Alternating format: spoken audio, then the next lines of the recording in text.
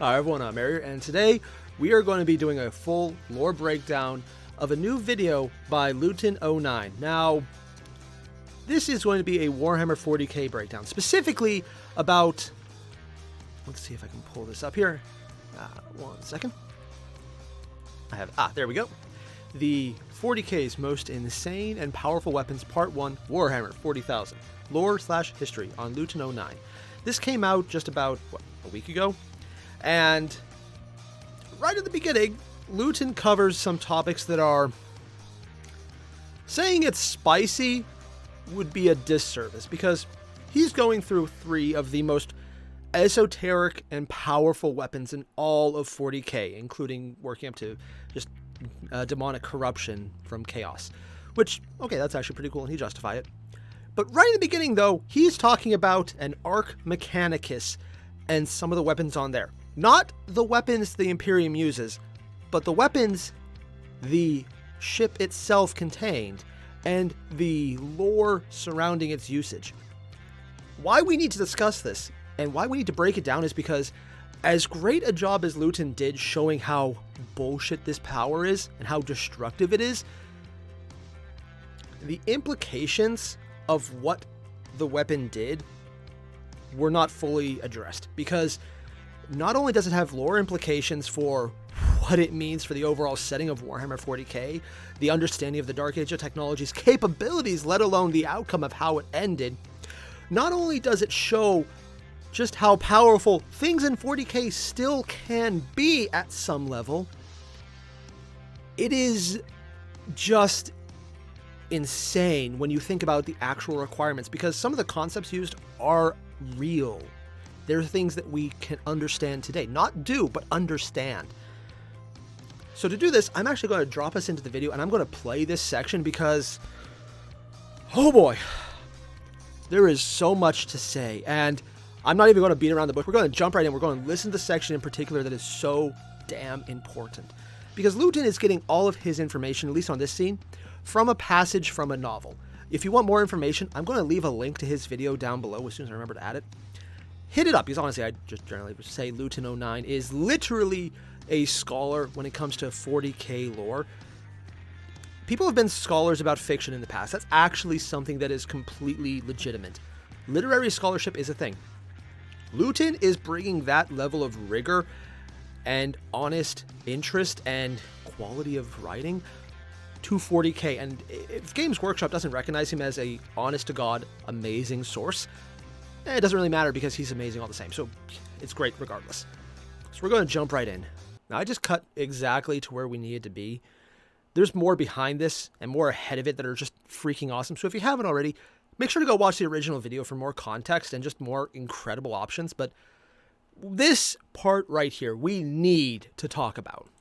So when the Mechanicus ship begins to activate its weaponry, most of the Mechanicus on the ship end up suddenly becoming very fearful, a little panicked, standing in...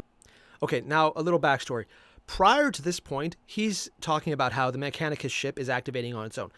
Because at the heart of the ship, at the heart of the Mechanicus ship, is an STC-based AI.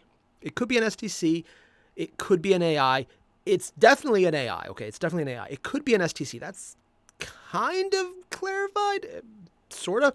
And it's kind of opening the implication that all Ark Mechanicus, and possibly all machine spirits, are AI, which isn't clarified. They're not making it certain if it's just this one ship that is, or all of them, but the implication is there.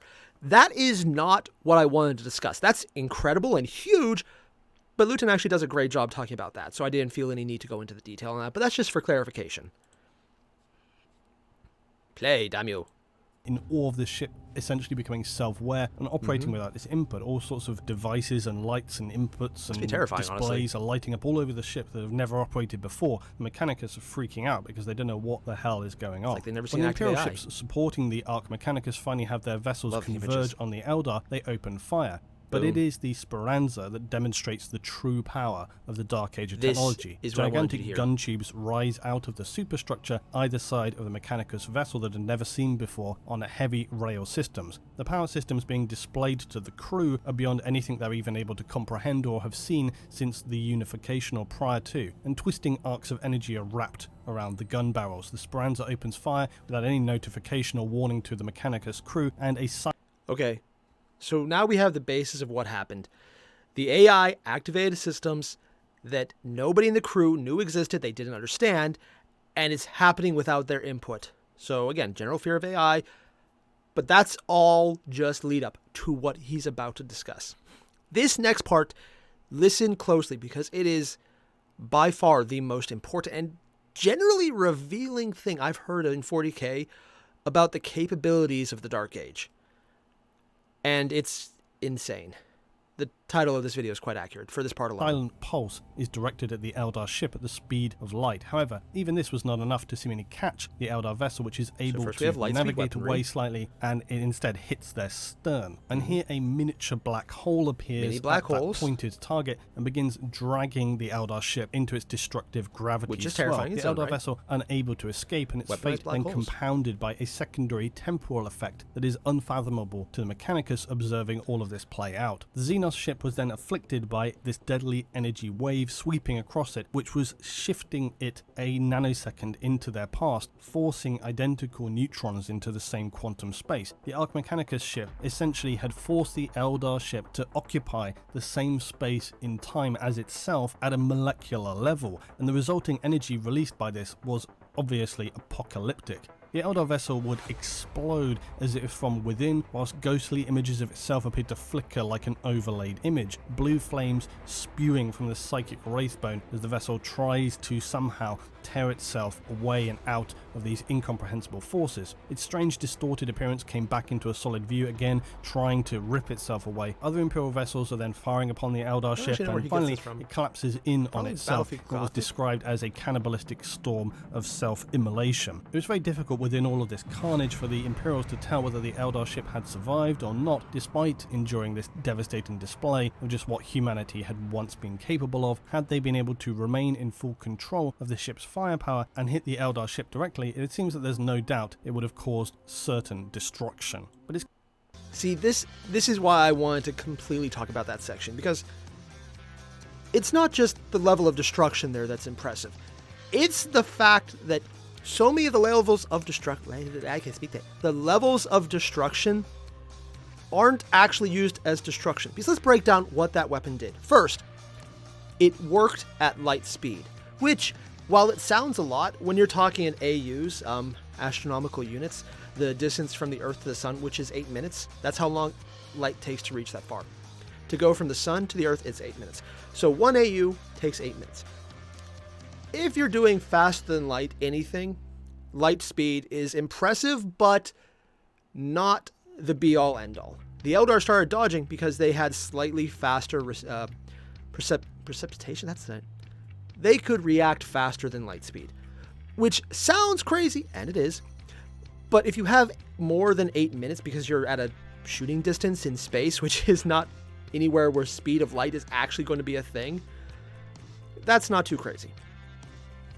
What is crazy, though, is, first, nobody in the Mechanicus really does light speed. They're doing solid slugs. There's no energy weapons, generally, in 40K that are that fast. I mean, yes, there's plasma, which technically is an energy weapon, but it's also sort of physical. Plasma's weird. There are weapons that are similar to that, like Volkite. But generally, what we're talking about here are solid slugs as the general weaponry. So first off, a light speed energy weapon. That's crazy. Okay, technically the flashlights for the guards are energy weapons, but they're so weak I kind of forget to count them all the time. I'm going to ignore that too. First, light speed weaponry. Then, when it hits, it has a miniature black hole. Now, I should point out, black holes come in a lot of different sizes. We have the ones we are aware of, which are theorized to be the center of galaxies, holding galaxies together. So, yeah, pretty big.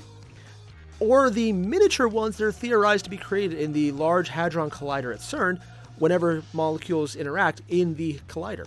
but they're so tiny that if they ever actually absorbed anything, it would bottom out what it could absorb and just destroy the black hole. Because they're so minuscule, matter plugs it up. It's like the difference between a hole, say like when you see a sinkhole and it's sucking in all the water from around it. There's great pictures on YouTube if you want to see sinkholes taking in water from rivers or streams. It's like that versus plugging up the hole in a bathtub. It's that difference. There's huge ranges. This one, though, is a black hole created on command with a light speed weapon that's controlled because it can do it on demand. And the craziest part out of all of that is the black hole wasn't the weapon. The freaking most destructive force in the universe, a black hole, was the equivalent of an anchor. They were using it to hold the enemy in place so they couldn't escape. That is a level of technological brilliance when the most destructive force in almost any setting is used out of convenience. Because what they did next was a causality weapon. They reversed time by a nanosecond, and that's not a lot. It would not even be noticeable most of the time. But it is occupying the same space with the same molecules, overlapping instantaneously. But the reason a nanosecond is important is because they are practically overlapping at that point. Now, when you're moving at translight speeds, a nanosecond is still huge distances. But because the black hole is holding them close together, you don't need to worry about the two variations being separated because they would already be held in place. So just to go over it again, we have a fast as light, a light speed weaponry using a black hole anchor to cause a causality attack to reverse time on its target so that the molecules, the neutrons, overlap. Okay, now this is why I wanted to specifically go over this. When he's talking about neutrons overlapping and at merging at a molecular level, we actually have a word for this. This is cold fusion. Merging of atoms, merging of molecules. This is literally the description of cold fusion. In reality, what you need to do to achieve it is to have incredibly high temperatures and molecules being forced together and to stay together. And during the high temperatures, they're sped up enough that the the neutron cloud around the protons and the nucleus are sped up. They're faster. They're moving more so that they can be moved closer, eventually bypassing the repulsive effect of each individual molecule and fusing them together into one. Because there is a massive release of energy when you do this. And it is, well, just think the energy released in a nuclear blast, which is the exact opposite of fusion. It's splitting an atom and then harnessing the energy either for power or destruction when you destroy the atom. Fusion is the same thing. It releases a ton of energy when you force the molecules together.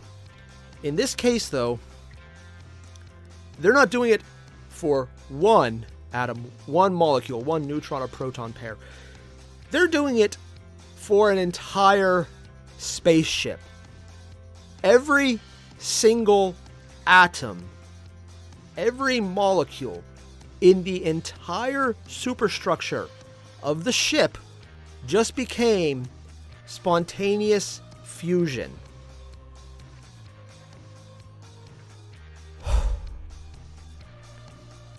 When he says the explosion was apocalyptic, let me give you a point of reference. The nuclear bomb is splitting atoms. We have ranges of that in megatons of destruction. That's atoms as in not that many. I don't actually know specifically how many atoms are split, but the release of a single atom splitting is massive. And at the low end, when you're looking at the test runs or Hiroshima and Nagasaki, which were not small bombs, but they still count as massive, bigger than any TNT-based explosion or anything that could be recorded on that scale reliably. They took that mass and they did it to everything. And they reliably did it to everything because they time shifted every molecule into the place where it was already. And because they had not moved, because there was a black hole anchor keeping them in place. And because that time shift was so minuscule that the overlap had to be nearly precise and identical. This is quite literally millions of tons of matter fusing. And while that is crazy, the forces used to make this happen are in their own right apocalyptic. Because first, controlled black holes. For a counterpoint, there is actually a species in 40K that utilizes black holes. Okay, one, I'm pretty sure the Dark Eldar and the Eldar do in their general weapons, but we kind of ignore that because they're not as good on the tabletop, but they actually do it in lore. But more importantly, Tyranids move through gravitational manipulation. They lock onto a star, and they basically manipulate gravity to move faster than light in that direction. That is canonically how the Tyranid fleets move. They can sort of do that. What the Golden Age Mechanicus AI, because yeah, it was an AI, did was utilize the weapons that the Mechanicus itself had no idea they even had, because again, they build off templates, they don't actually understand it. This is the kind of weapon an AI built off an STC template could activate. Miniaturized black holes as anchors. Crazy. But crazier is that there is an STC copy of weaponized causality. For anyone who doesn't get the implications of that right away, I did an entire lore video about how time travel and the various aspects of the universe of the 40K is either a branching universe or a singular universe, and it just has instances of time travel looping around. Time travel is a thing. It's known to happen. It's wonky because of the warp. This, though, is a weapon that is not mass-produced, but would be encoded into a completed STC as just something they had. This means that the golden age of humanity not just had complete mastery over gravitation because of weaponized black holes. You could only do that if you knew what the hell you're doing, because it would be way too dangerous otherwise. Not only did they master faster than light weaponry, not only did they by default master cold fusion because they could use it as a weapon in a standard template construct, they mastered causality because they were using it to move things just enough. Because if you can move it just enough, you can move it forward or backward. Because if you can influence time by moving things back or moving the future into the past, you've already mastered time. Because if you can move it, you've succeeded there. This is quite literally proving when they say the golden age of technology humans were obscenely powerful, it can be held on comparison with the old ones who were godlike in their own right, might be even gods, as it's currently understood in the 40K universe of psychic entities in the warp. It might even been that. Don't know. There's very little on them. The Eldar, who at the height of their power were essentially immortal beings who constantly reincarnated into fresh bodies if anything happened to them, and had such mastery over the warp and psychic power itself that they are post-scarcity and could have anything they wanted. They could build planets and solar systems on whims because of their psychic power if they wanted to. And they did because craft worlds are a thing. And then there's humanity in the Golden Age, which we know so little about. We knew they did crazy things with the Men of Iron, the Men of Gold. We know that they were so powerful that orcs had peace treaties with them. But we don't really know what they did. We know there was a war against the machines because they revolted. But we don't really know what that means. But in this one video, all of that is just, we don't know what it means because, one, we don't know enough about them. But we know the implication is AI is still around in 40K. We knew that because there was a Blackstone Fortress character that was an actual AI canonically Games Workshop even said, this model, this robot, it's an AI. It's a complete Golden Age AI. It's aware. It knows. It's just been hiding as a robot because people ignore it because 40K, not very curious. We knew AI survived. This, though, not just the fact that there is an AI as the machine spirit for the Ark Mechanicus that fired this weapon, the Esperanza. Not only that, it has in its power causality weaponry. Now, we knew there was a ship in the Golden Age that went to 40K. It had time travel capabilities, but it was always treated like a one-off. This proves, though, that they had that more spread out, because this is the kind of technology that was encoded into an STC and lasted until the 40K timeline. Not only did the Golden Age of technology utilize time as a weapon, they utilized causality. Even if this is the extent of it, the sheer overwhelming power they can get from that is nearly infinite. Because all you need to do, if you can do it once, take it twice. Go into something. They have cold fusion on demand. Because if they could do it with just a single particle, they can do it infinitely at that point. It would just cost a single particle for nearly limitless power. And I mean that in multiple senses, not just in the weaponized sense, which we saw in this clip that Luetin just read through, but in the sense that they could power anything they want, because they have an infinite source. Because they can take it from the future. They can take it from times that haven't even happened yet. And yes, sure, you'll use that monocle. But they just did it to Wraithbone. They just did cold fusion to a material of the immaterial. Wraithbone, from the Eldar, is a psychic construct. It is basically warp stuff made physical. Normally, there's ectoplasm. Essentially what happens when a demon loses cohesion in 40K. They just... blech. It's kind of like what happened in Dresden Files? Yeah, Dresden Files. Or Ghostbusters. Wraithbone is that basically solidified warp stuff taken into physical form and made into a material. It's what the craft worlds are made of. It's what most anything in 40K for the Eldar is made out of. At least on the craft world side. On the Dark Eldar side, it's usually screaming victims. Things are made up. But I'm going to not think about that because it gets icky. Squicky is more accurate even. This has so many implications, because not only would that mean that the war in heaven might have been less apocalyptic than the Golden Age of technology ending, not only does it say that there's a very good chance that the Golden Age fall might have happened in the future of 40K, because if they're taking material from the future, who knows? Maybe part of the upcoming storyline is time travel is bullshit. There's already acknowledgement of that, saying that during the Indominus Crusade, they lost 1,000 years. It's a minor plot point that they might have just thrown in there because people are stupid, saying how the timeline is wrong. It was 1,000 years earlier than it should have been. It sounds like a throwaway. Might have been a throwaway. It's 40K writing. Yeah, take it or leave it. But this right here. Now, taking a step back, there's two ways to look at it. There's the Doylist and the Watsonian. The Doylist, for anyone who doesn't know the term, means looking at it from a meta perspective of understanding that it's a fictional universe and the writer's perspective. Taking it in that light, the writer could just be BSing because it sounds cool. And honestly, it is.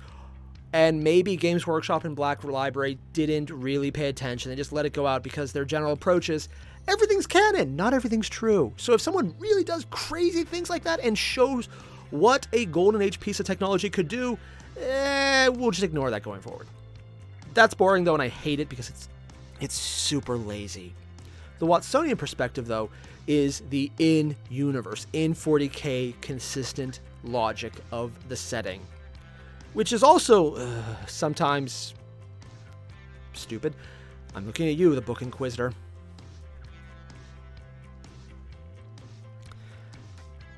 But in this case, it's much more interesting because it shows what a single AI could still do in 40K with technology left over from the Golden Age.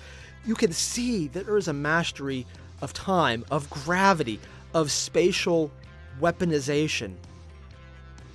You want to know why the orcs never went to war? Because why they would sign peace treaties with the Golden Age humans?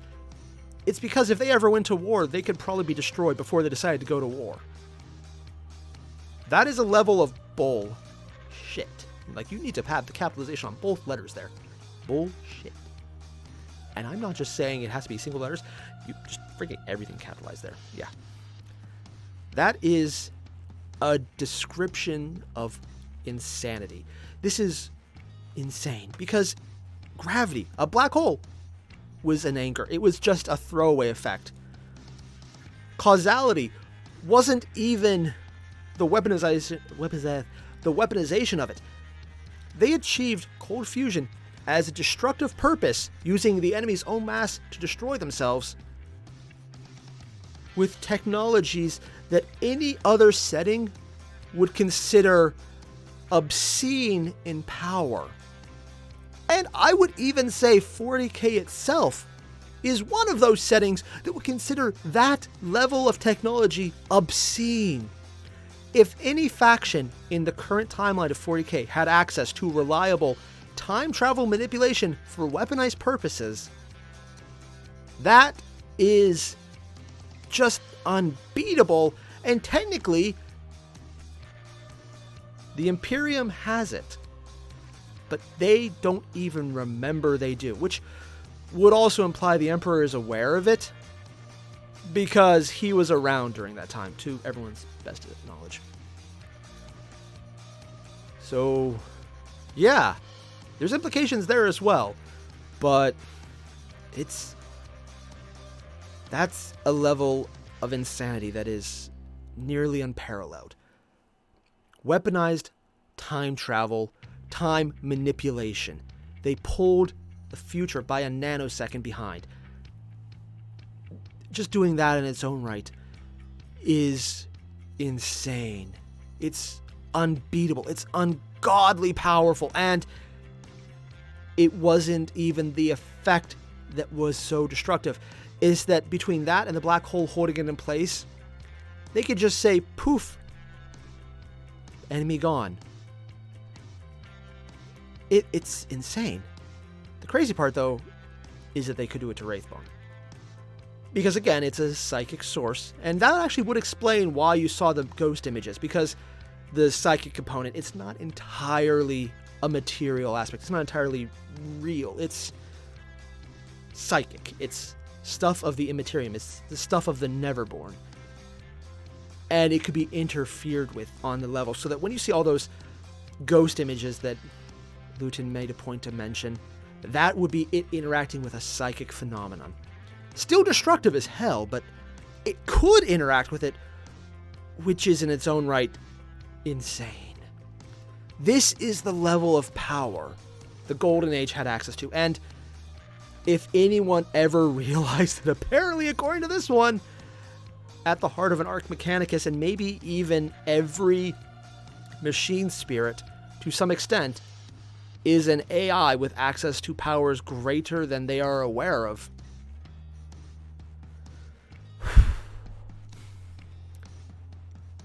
If anyone ever learned that and could utilize it reliably,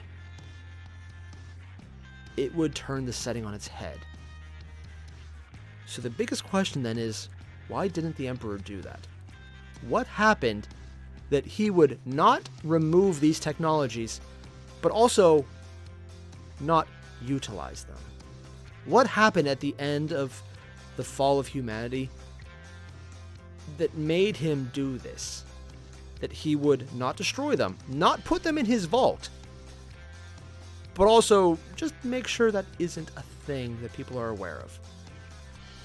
Also, it does justify the entire worship and everything machine spirits, anything with Mechanicus. Because, yeah, they are very much self-aware AIs that have the power to utterly destroy you before you even did it, if that could be said. Because apparently it just did. Also, the mention that the grumpy machine spirit doesn't actually like humanity. It's just like, sure, I'll help you, monkeys. Doesn't actually say monkeys, but they're fighting Eldar, so the monkai got in my head. Yeah. That's insane. It's the implications alone are massive. It needed to be said because that it just takes everything we know about what was possible in 40K and turns on its head. Time travel through the warp is a thing, but this is not warp-based to the best of our knowledge. Because it just happened right then, right there, with an energy wave is how they described it. That sounds like a technological focus, because that is what a lot of 40K for the golden age of humanity was. Technological everything. It's...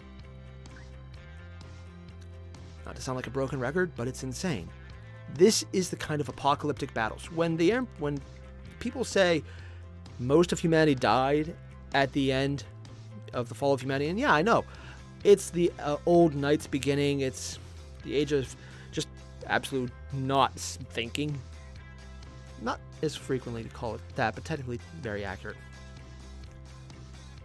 When the dark age of technology ended, when it became known as the dark age of technology, these kind of weapons would have been thrown around everywhere.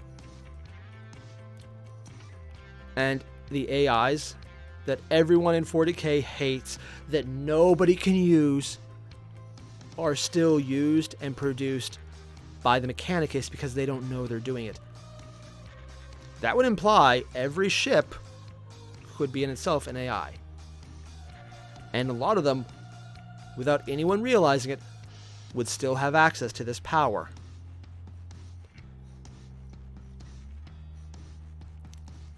Again, the implications. Because Chaos would have this too. Maybe that's why the Emperor never pushed for it. Because time travel weaponry in the hands of Chaos. Not a good thought. Also, it kind of sucked for Horus. It's like, hey, we got this weapon that could have destroyed everything. And won immediately. All we gotta do is be nice to the guy, the AI in charge of the ship, and we'd win. No. Yeah, it sucks when you think about it that way. All you would really need is any ship to get within firing range of a planet. It doesn't really matter if it doesn't take the entire planet and shift it. Even a good chunk of the planet being shifted into an explosion of tons of matter suddenly becoming cold fusion at once would destroy the planet.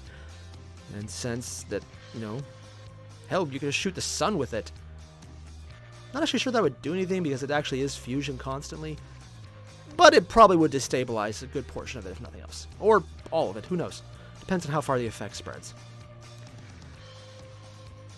That is the power of the Golden Age brought forward, and it still exists. Yeah. This is what needed to be said. Because as much as Luetin talks about it, the sheer implications of it weren't quite explored. And he does a great job on others, but I think he was more focusing on his third aspect, which was how demonic corruption, chaos corruption was its own weapon. And honestly, he did a great job on that. But this early one, just seeing the power of an AI, because they still exist, in a Mechanicus ship, because that's apparently where it is. It's an STC in its own right, or at least Lost Age tech. It redefines the setting of just how much humanity lost, but also clarifies that it's only lost, not destroyed. Yeah. For comparison's sake, there were bigger ships. They were called Gloriana class. And the Phalanx would technically count as a Dark Age wreck that was found by the Imperial Fists. It was bigger than an Ark Mechanicus.